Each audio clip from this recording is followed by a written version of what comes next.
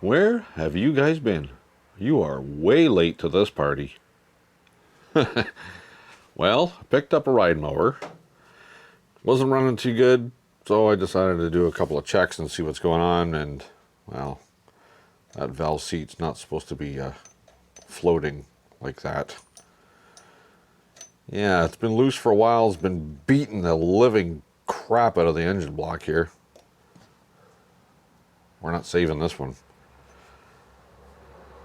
Yeah, boy. Well, on to plan B for this one. It's going to be a new engine. Hey guys, welcome back to another video. Today we've got this Mastercraft 18.5 horse, 46-inch ride mower in. If it's running on one cylinder, does that make it 9.25 horse?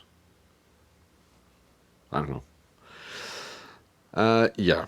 So I brought it in to do just an initial parts ordering. I just eyeball belts and stuff to make sure air filter, stuff like that. So I put parts on order before I go tearing into these things. But this one was running really bad. It had no power, and pulled the plug and it was just wet crap. So I figured it might not be firing. So I fired a new plug in there, 2 new plugs, and the didn't improve it. So I threw a compression tester in this cylinder head here and found that this cylinder had 0 compression. So this is a horizontal twin, so the pistons actually go sideways like this, not V-twin in a V, it's horizontal.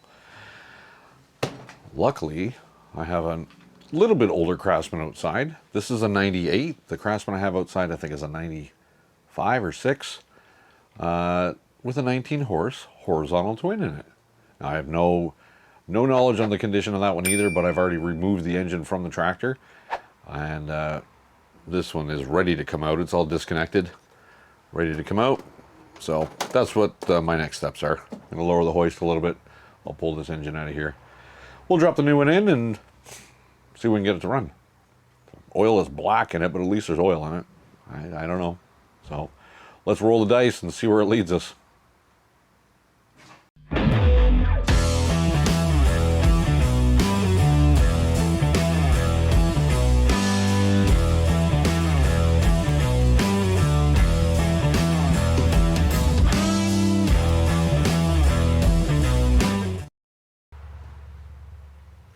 Okay, so the engine's out. I did a cursory wipe down with some brake clean and a rag just to get most of the heavy stuff off. This is still going to get the whole pressure washer treatment, so we're going to go ahead with that later. I just get a little cleaner for when I'm working on it.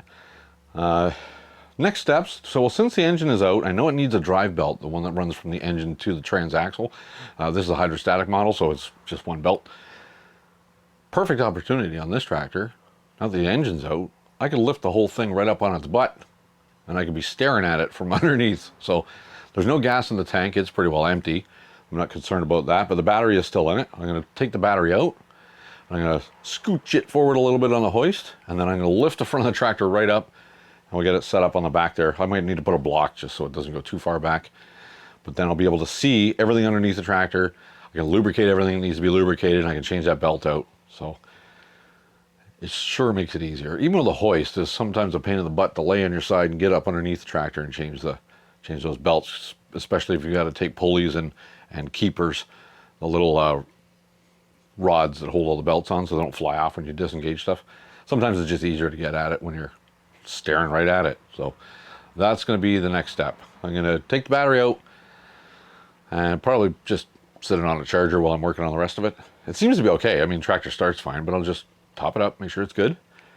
Flip the tractor. Oh no. Next step after that is take the deck off, because there's no sense lifting that. I got to get the deck off anyways, so I can take the belt off and cut some rope off of the spindles. Every one of the blades got nylon rope tied around it, so I got to get the deck off anyways. So those are the next steps. Battery and the deck, and then it's going for a wheelie. Okay, so I got a little preliminary work done. I did remember I had to bolt at least one bolt into the block through the chassis, because that's how the starter grounds through the chassis. So that's bolted up. I've got the far side coil wire grounded so we don't hurt the coil. I got my spark checker here. Might as well check the spark at the same time. So, got my spark checker here, and I got the compression gauge screwed into this cylinder. So, let's get you zoomed in there. Maybe you can see that spark. Whoa, that's... Well, you might be able to see it. Anyways, you're going to see why I like these spark checkers.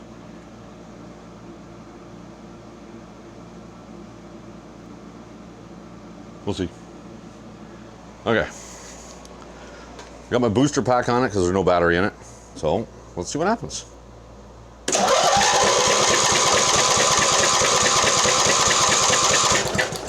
I don't know if you can see it. There's a spark jumping from the center out to here. It's jumping a gap that's a 1/4 inch. So, I'd say it's a good enough spark. And I got 120 pounds of compression. Nice. So what I'm going to do now is I'm just going to run this gauge on the other side. Check the other side at the same time. Well, we got it all set up.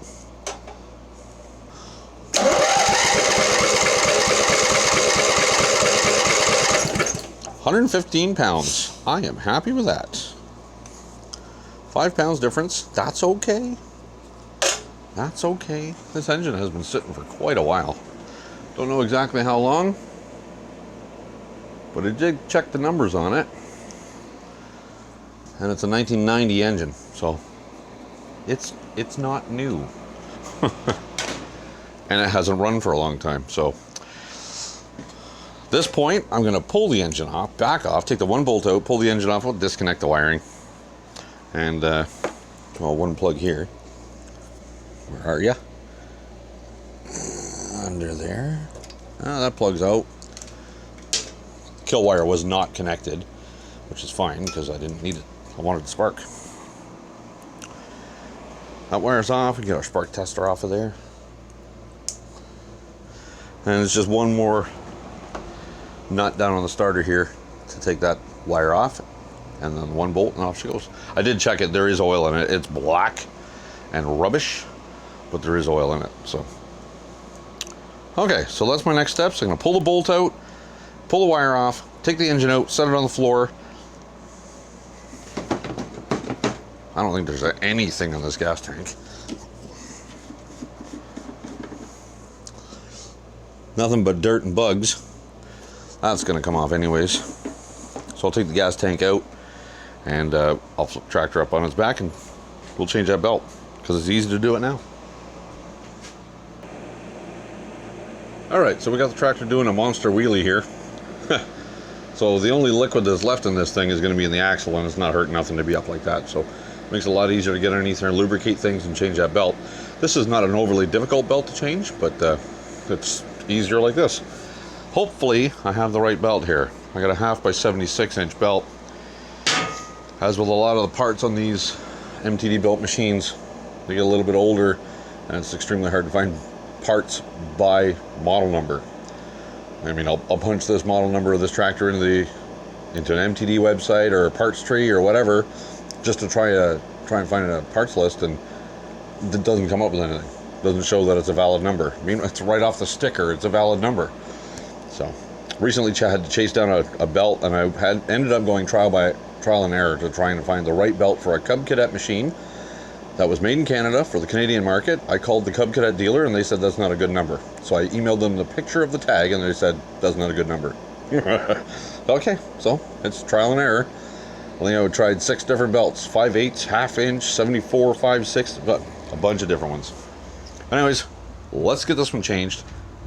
It's very much overdue. So that's the way it's supposed to sit. This is the pulley here that would be on the engine. Goes around this idler pulley, this tensioner idler, and then the transaxle over the fan there. So I've seen some guys will just take cutters and cut the belt. And it's certainly, absolutely a fast way to do it. But if you run into issues, you don't know where it was. And if you cut the belt and just rip it out, it makes it hard to figure out how to get the new one in some cases. This one should be very straightforward, but I'm just going to pull this idler pulley off of here because it's easy.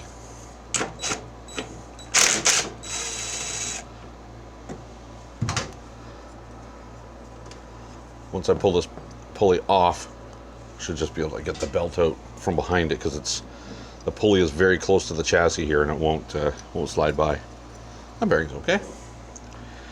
And we can just loop it off our idler.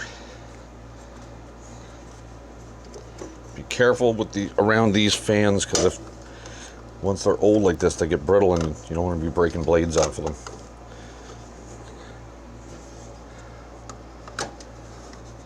Now, I won't be able to tell for sure if this belt is the absolute correct belt until I get the engine back on. But for now, this is what we're going with. Luckily, it's not that hard to do, even with the tractors on the ground. Oh, that's long overdue. Uh-huh. Mm-hmm.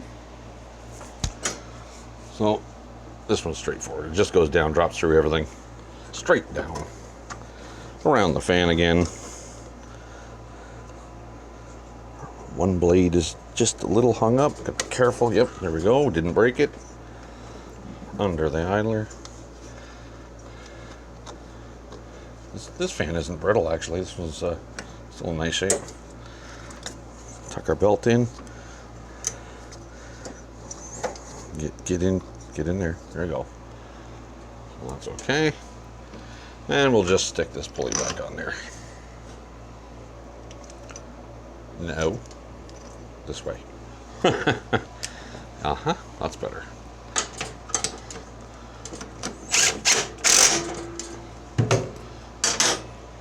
Okay. If all goes well, that should work. There you go. Now it should work.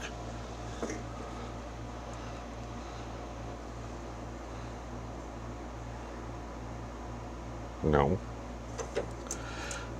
What? Why do you let me do that? Put things on wrong. Now it should work. Just had the belt on the wrong side of the tensioner. It wasn't actually tensioning anything. It is now.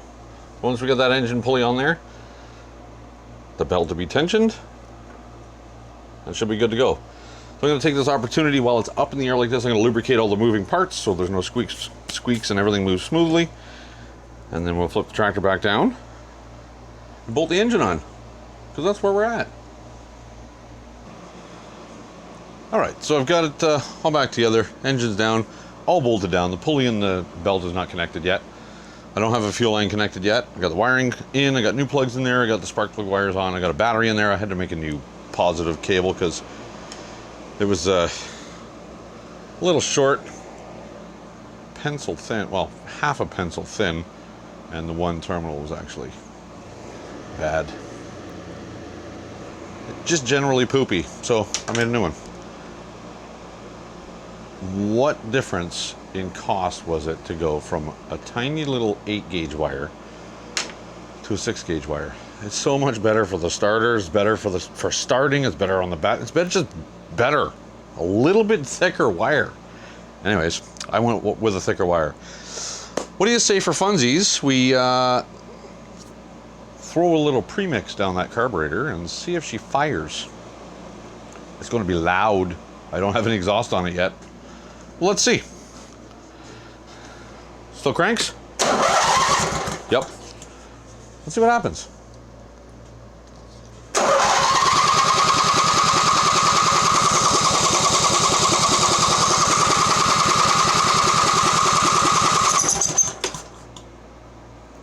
Nothing happens. Why is nothing happening?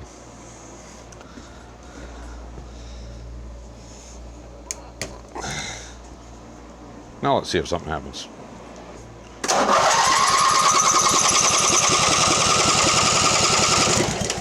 Okay, let's check for spark again. Fancy spark tester. That has an intermittent spark.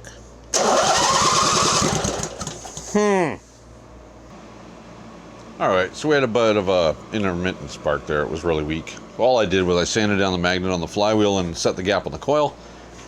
And I did a test with the sparker and it seemed to work. So it's a good thing I pulled the cover off anyways. Well, for two reasons. First of all, there was a substantial mouse nest on top of that cylinder. And I wanted to change that top cover for the sexy red one. It looks much better. So yeah, so all I did was I did drill off the information plate off the top cover, because on this engine the Briggs information was on this tag, and on this engine the information is on this cover. So in the future, if anybody needs to get parts for the thing, they can go from these numbers to get the proper parts for that engine. Yeah, just to eliminate some confusion. So anyway, let's put some petrol down that carburetor. Let's see if it sparks off. Like I said, it's going to be loud. There's no exhaust on it, so let's see what happens.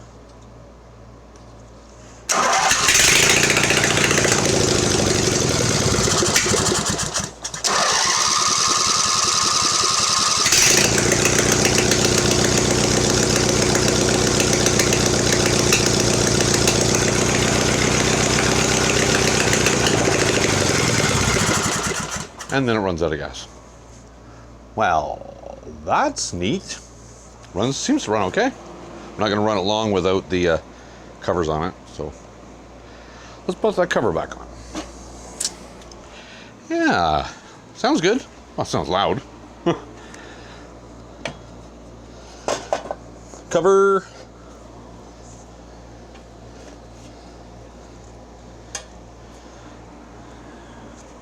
I like the red cover better. Let's get some of these bolts in there.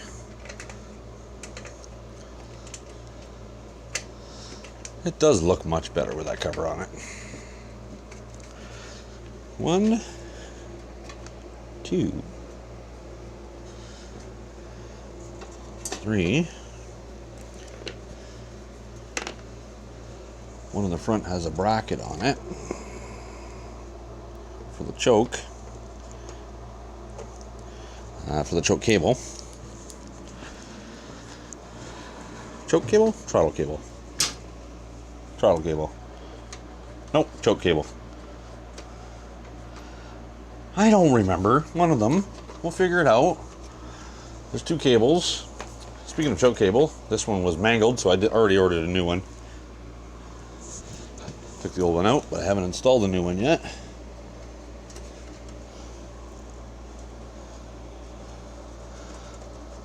Oh, I forgot to actually check the to test the kill wire. I shut the key off while it was running to see if it was actually going to shut it off.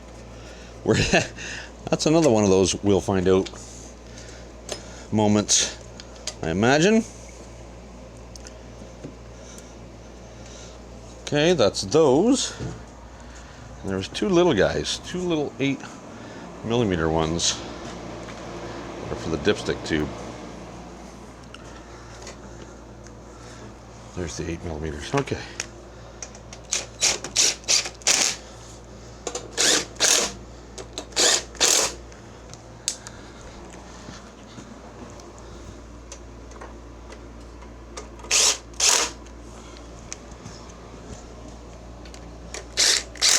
Does it look better with the red one? I think so.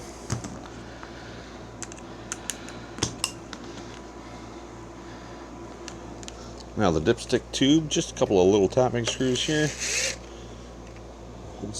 Holds the bracket for the dipstick tube.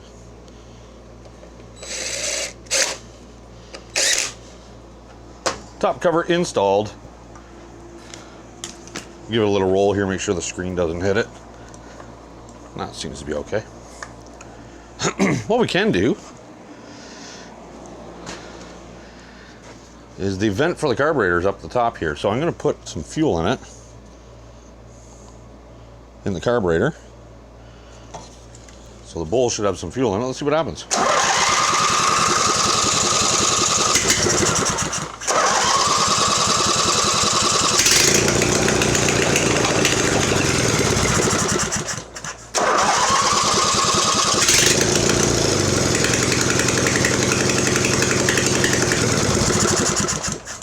The switch does shut it off, by the way. I just tested it.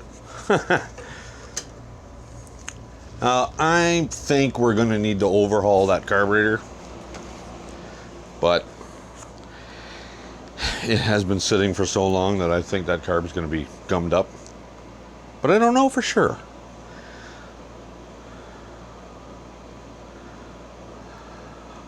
I think I'm going to plumb that gas tank in and see what happens. Yeah, so when I installed the gas tank back in there, I put the line back in where the old engine, where the line went. It's actually the wrong side for this engine. It's on this side on this engine. So I got to pull the gas tank out again, which is okay. It is literally one zip tie holding it in.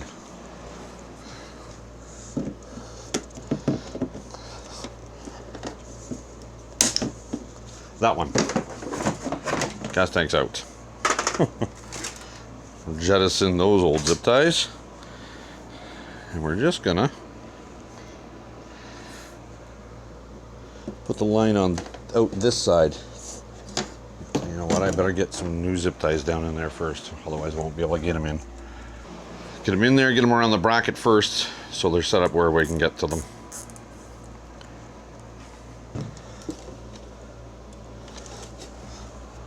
Now the official MTD zip tie is thicker than these, but this is what I got. This is what we're going to use then.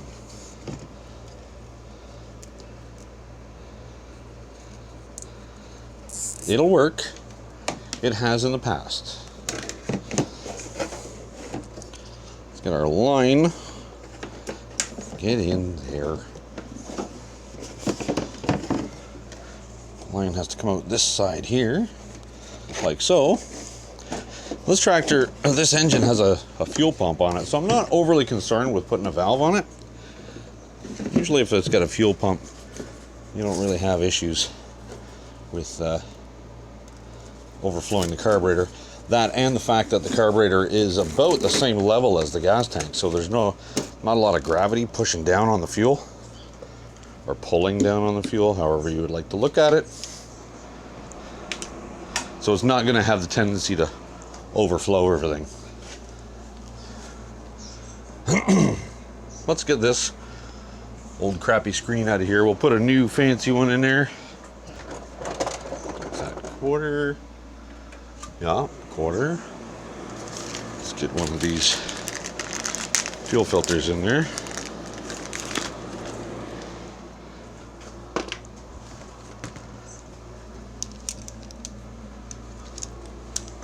Pair of pliers.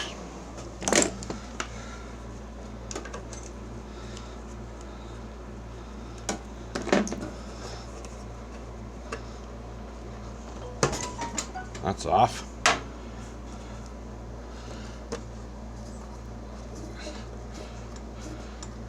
Get that filter in there. Tank is all flushed out and clean. That should be okay. This fuel line going from the filter to the carburetor is not the best, but it's not terrible.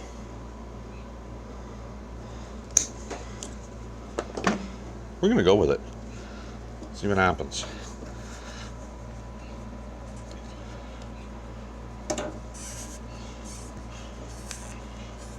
If it leaks, I'll put a new one in it. I don't think it will. It actually doesn't look that bad.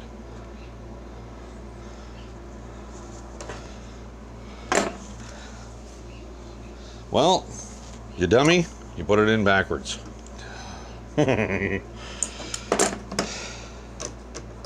It will work this way. I don't like them this way. It will actually filter like this though. But if you put them in the other way, you'll be able to see how dirty the filter's getting. Because it'll filter from the outside to the inside.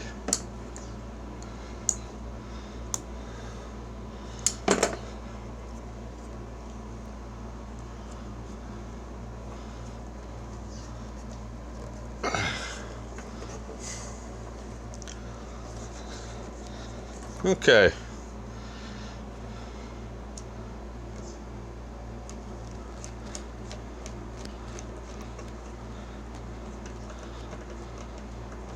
Clamped, routed.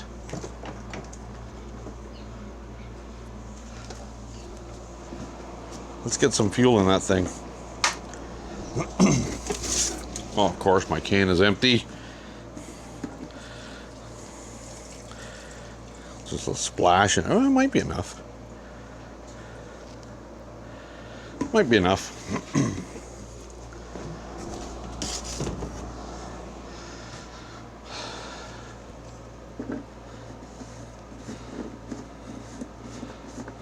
I'm going to crank it and see if this starts filling up. Oh yes, immediately. Immediately the fuel pump is pumping. Will she fire?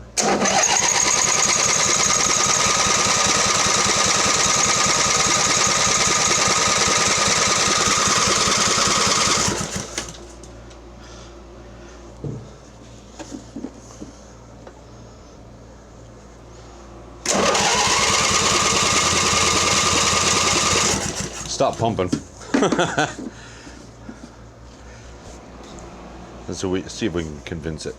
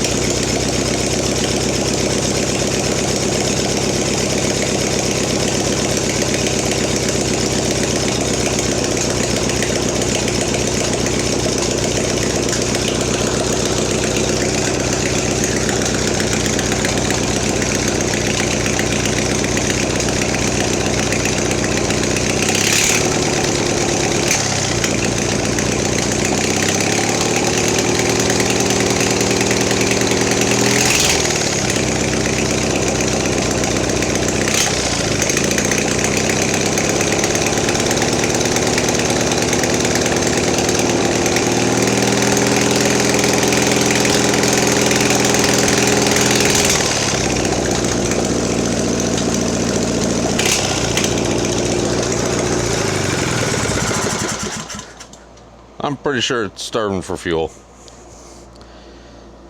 It's not pumping very much. As soon as I try to give it some throttle, it's dying. So I think it's got enough fuel on idle, but it just doesn't have enough fuel. So the main jet's probably plugged up. Off comes the carburetor. First I got to air this place out. It's smoky in here.